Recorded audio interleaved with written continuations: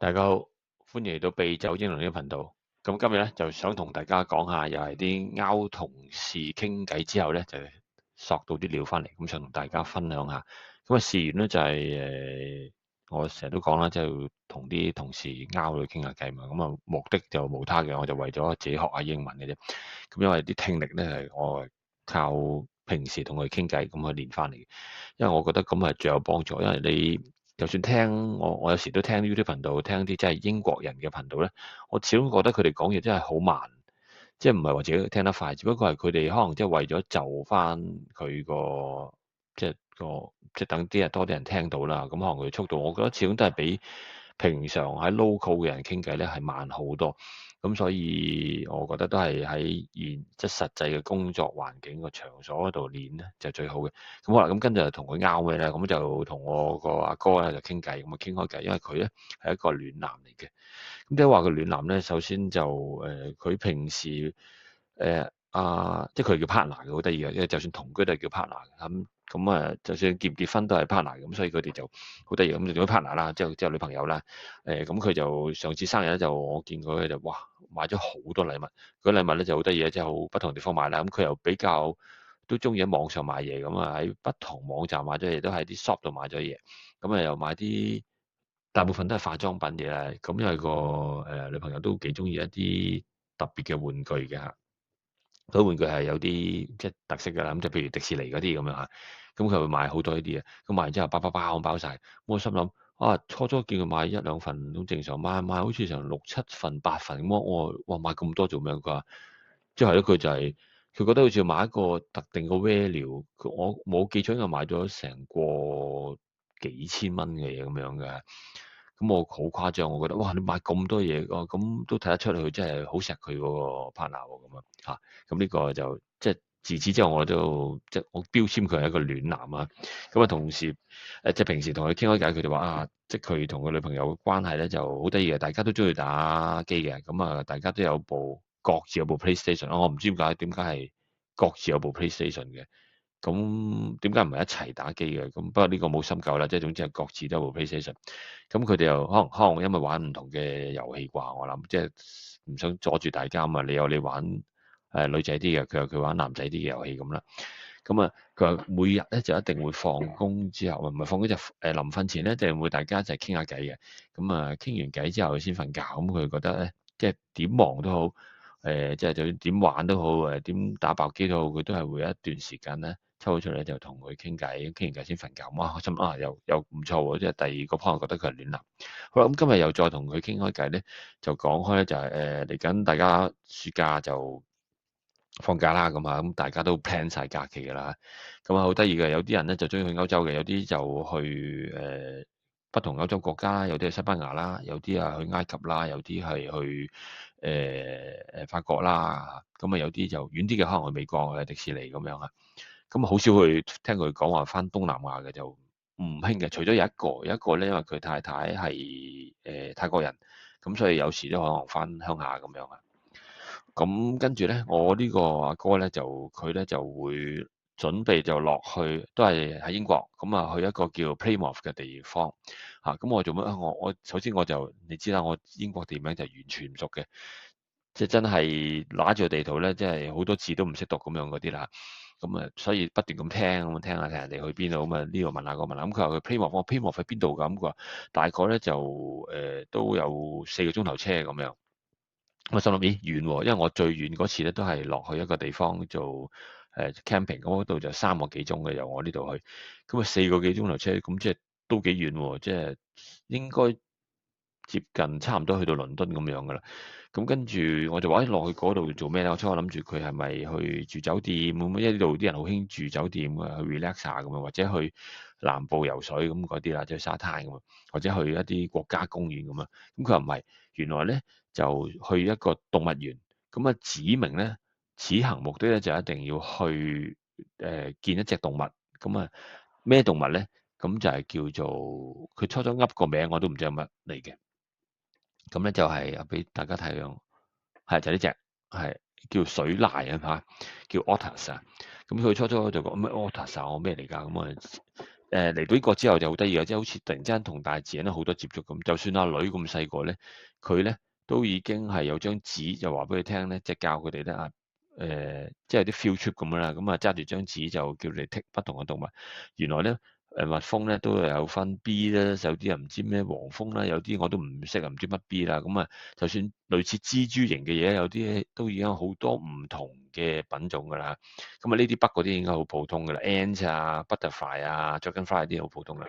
就好多其他嘅小動物嘅，就有張紙俾佢哋就剔剔剔，行過嗰個地方，我見到有呢隻就剔咁樣嘅，咁啊都幾有趣，我覺得都好玩嘅真係嚇，即係所以真心覺得佢哋小朋友都幾開心嘅，即係唔係齋讀書嘅，就好多比較活動，所謂嘅活動教學咁啦嚇。咁我咁又講翻呢個即係我阿哥啦，佢個女朋友啊，好中意呢隻咁嘅水獺啦。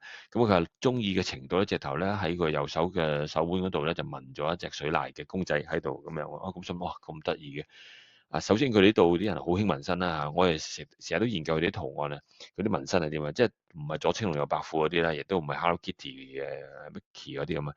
佢哋紋咧就好多嘅，有啲係國旗啦，有啲係符號啦，有啲係即係 love 啦，有啲可能同埋紋個中國字愛咁個之類咧。不同種類啦。咁呢個就佢個女朋友咧就紋咗一隻水獺。咁好啦，咁點解要水獺咧？咁我都問佢嘅，咁唔知點解咧？即係總之佢哋呢兩批呢一批人咧就好中意動物嘅，中意嘅程度咧就差唔多係咩動物都中意。咁首先咧，佢哋話自己養貓養狗就一定有啦。咁因為大家兩個都翻工，所以養狗比較困身就唔養啦。咁啊養貓啦，咁啊又養兔仔啦。咁跟住就好中意動物啦。咁啊成日都去動物園度玩啦。咁而此行即係佢 plan 呢個行程去呢個地方咧，就都唔平㗎喎。點解要去呢個地方？就因為首先你可以近距離同呢隻水獺玩，同埋甚至係可以餵佢食嘢嘅。即係好似有啲似，如果大家嚟英國都係成日帶啲小朋友咧去啲動物農莊，嗰啲動物農莊咧就可以餵羊仔啦、餵牛仔啦，睇下啲小動物咁樣啦，啲不同嘅有啲咩松鼠啊咁樣啊，咁嗰類。咁但係呢隻咧就水獺。咁首先水獺就比較特別啲啦，即係唔係度度都有啦，即係唔係個個動物園都有啦。咁啊，你又可以近距離接觸啦。咁所以佢收費都唔平嘅。咁啊，一個人都要講緊65磅啊嚇，即係一節嘅收費喎。兩個人就平啲，就110磅咁樣。咁啊，跟住我心諗，哇，都幾金喎！110磅唔係110蚊喎，即係1100蚊喎兩個人。咁啊，跟住佢就話佢個行程咧就係由佢屋企就去嗰度咧，就諗住坐火車，火車又要300幾磅。我心諗，哇，300幾磅夠我去歐洲買飛機喎，來回都仲得㗎咯喎。咁啊，只不過係 local 啫喎，即係英國本土遊啫喎，都就咁簡單計咧，就已經差唔多接近500-600磅啊！淨係交通同埋呢個入門票，都仲未計食同住宿。咁嗱我諗你去到嗰度應該唔會話即日來回啩咁即係來回好似有啲掃興啦，因為就係咁遠水路坐4個鐘去4個鐘翻，咁跟住就應該唔可以即日來回啦，即係咁就咁計數。咁又要酒店啦，酒店又都唔平啦，即係平極都可能1000蚊1萬啩咁樣。咁我唔知啊，即係未睇過佢嗰邊嘅地方。咁係啦，咁所以就即係令我諗起其實英國人都幾得意嚇，即係佢哋都幾中意動物啦。首先，我覺得呢個係自小培養，因為細細個就已經開始好似我女咁啦，開始研究動物啦，又去 field trip 啦咁啊。咁啊佢哋啲書咧，有啲書咧，就係講啲雀仔嘅，即係雀仔都真係好多種。就算係我屋企附近，喺我後邊個花園咧，已經有好多種雀仔嘅，即係唔係白鴿咁簡單，好多我都不知名嘅雀，大大細細嘅雀啦。咁譬如我翻工附近咧，又見到有天鵝啦，又有鶴啦，又有鴨啦，有海鷗咁樣啦嚇，即係我估計海鷗咧，一睇個樣係似啊。咁好得意嘅。咁啊，仲有咧就係因為咁，我就研究其實英國有幾多個特色嘅公園咧？咁我又真係上網八下喎，我就睇到啦。其中呢個咧就係另一個可以有海獺玩嘅，同埋有 butterfly 嘅。咁我自己都幾中意 butterfly 嘅，因為佢好多顏色啦，好多品種啦，咁我覺得幾靚嘅，即係觀賞價值幾高咁樣啦嚇。咁啊，咁跟住我哋又試下睇下佢即係所謂出名嘅英國本土裏邊有啲咩公園。咁第一個咧就一定係呢個倫敦嘅動物公園啦，叫London Zoo 啦。咁佢係近倫敦嘅市中心嘅。咁啊，位於咧就係叫Regent Park 附近嚇。咁佢特色係咩咧？哇！呢個歷史啊超級悠久啦，係1828年咧就已經成立啦。咁佢話係世界上最古老嘅科學動物園之一嘅嚇。咁有超過750個物種，哇！咁好誇張，750種，我諗如果即係一日裏邊逐個品種睇晒都真係睇唔晒喎。咁佢包括好普通嘅就係老虎啊、獅子啊、長頸鹿啊、企鵝啊、不同嘅昆蟲啊都有啦嚇。仲有個係昆蟲館添啊。咁啊有一個好地方就叫夜行館嘅。咁我覺得呢個都幾有趣，我都幾有興趣去睇下。即係模擬咧喺夜間嘅時候，動物環境去睇、去觀賞佢一啲動物。咁你哋見到好多啦，譬如有得食啦，有都係紋啲圖案喺身上邊啊咁樣啦。咁佢係啦，咁我跟住講下錢啊，費用幾錢咧？呢個 OK 啲，我覺得佢入場費成人咧都係33.5磅啫嚇。咁啊，跟住小童咧就譬如3歲至35歲啊，係咪？sorry，3歲至15歲啊，咁就係小童就23.5磅。咁3歲以下咧就免費。咁啊，所以我女都唔得啦，咁即係都係要入場費，都要俾23磅嘅。咁好啦，咁跟住第二個比較出名啲咧就係叫威斯利嘅野生動物園啊嚇。咁呢個咧我覺得幾特別啊。咁佢地方就位於喺 Bedfordshire 嗰度嘅。咁啊，離開倫敦遠啲啊，呢個咧就離開倫敦咧有1個鐘嚇。咁佢係一個地方好大啦，因為佔地咧有成600英頃咁多啊。咁啊，亦都係英國叫最大嘅動物公園之一㗎啦嚇。咁有好多大型嘅動物嘅。如果你中意睇野生動物就啱晒啦，有非洲象、犀牛、獅子呢啲嚇。咁啊，最特別咧就係可以自駕遊咧入去公園嗰度嚇。咁亦都公園裏邊咧亦都有小火車，咁就啱晒啲小朋友玩啦。咁我覺得揸架車入去都幾過癮啦，即係有啲似入去非洲嗰啲野生動物園咁樣啦嚇。咁你見到咧好多特別嘅動物啦、野生動物啦咁樣嚇，有啲好靚嘅屋啦嚇，咁幾有趣。咁呢個其實都差唔多價錢咧，都係33.5磅啊，小朋友都係23.5磅，好似好得意，好似係公價咁樣咧，大家都係咁上下價錢。咁啦，好，跟住就去第三個咧，就係呢個叫做Edinburgh Zoo 啊，愛丁堡嘅動物園。咁呢個就喺蘇格蘭嗰邊啦嚇。咁喺愛丁堡嘅市郊啦。咁亦都係蘇格蘭唯一一個佢話有大型熊貓。咁呢個我就唔係太大興趣啦，因為都見得太多喺香港啊。咁亦都熊貓唔係我吸引嘅一種動物啦。咁咧，我最中意咧就係有呢個企鵝大遊行啊！呢個最搞笑啊！即係啲佢叫 Penguin 嘅 Parade 啊。咁啊幾有趣。如果係咪真係操晒兵咁行出嚟咧？咁呢個唔錯。呢隻就唔知叫咩啊？呢隻亦都好得意啊！呢隻咁嘅動物。咁佢亦都係有好多唔同嘅蘇格蘭嘅野生動物，因為喺蘇格蘭啊嘛。咁當然有好多蘇格蘭特別嘅野生動物啦。咁呢個入場費係平啲喎，佢係成人都係23.5磅，平10磅喎。小童亦都平啲，係15.95磅，又係3歲樓下嘅小朋友咧係免費嘅。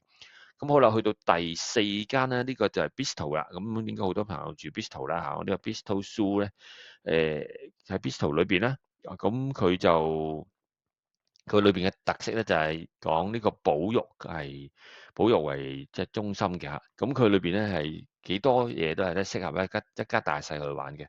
亦都係有個叫野生教育嘅體驗館嘅。咁嚟緊就新馬啦，咁所以自不然咧就好多時候都會即係多人去噶啦嚇。咁因為好多朋友、好多家庭都好中意帶啲小朋友一齊去睇動物嘅。咁佢啲入場費又平啲，又18.5磅成人嚇。咁小童咧就係15磅。不過咧佢呢個係2歲以下先至免費嘅，如果3歲咧你就都要俾錢啦。咁啊，最後嗰個咧就叫 Chester Zoo 啦。咁呢個就喺北邊呢一啲噶啦，喺英國嘅英格蘭嘅北部噶啦嚇。咁呢個地方係好犀利喎，佢係講緊咧係有21,000種嘅動物啊，哇！真係超級多，21,000種，我諗我都想像唔到啊。咁係咯，啲地方咪好大，同埋都好過癮啦。即係你又可以望遠鏡睇啦，咁可以睇呢度有隔住玻璃睇一啲不同嘅物種啊、鳥啊咁樣啦。